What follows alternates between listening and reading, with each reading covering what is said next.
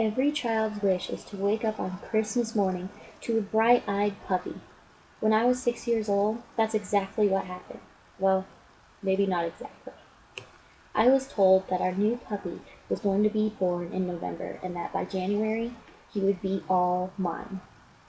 So on November 23rd of 2000, our little fuzzball and all the other little puppies in the litter were born right in the middle of Thanksgiving dinner. And now, I just had to wait. We named him Sir Samuel, and he was the best present I have ever received.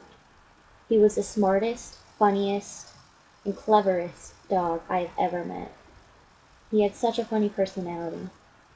His favorite things would be to play with chew toys, hide under tables and chairs, but out of everything, he loved eating peanut butter.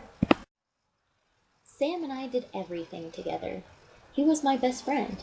He was always there, right beside me, ready for the pictures. He jumped on the trampoline with me, he'd wrestle, he even played tag, and best of all, he played soccer with me.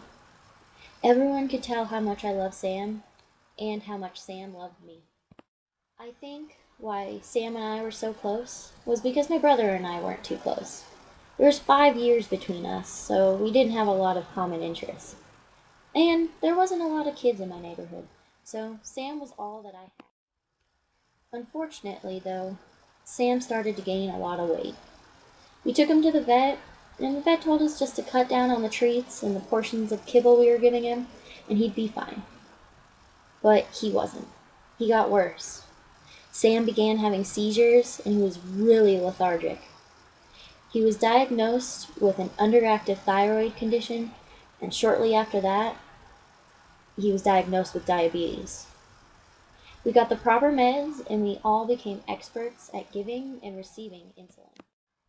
Throughout all of this, Sam stayed a pretty happy dog, and did more than we ever expected of him.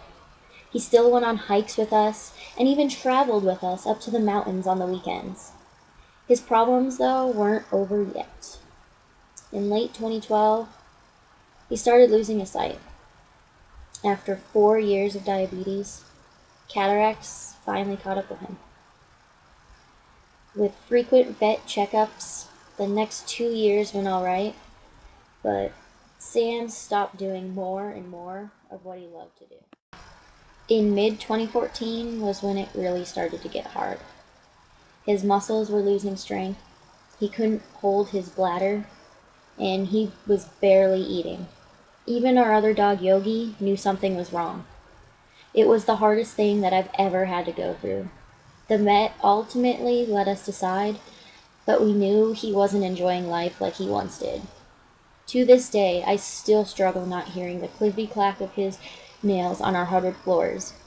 But I know, in my heart, he fought all he could, and it was time to say goodbye to my best friend.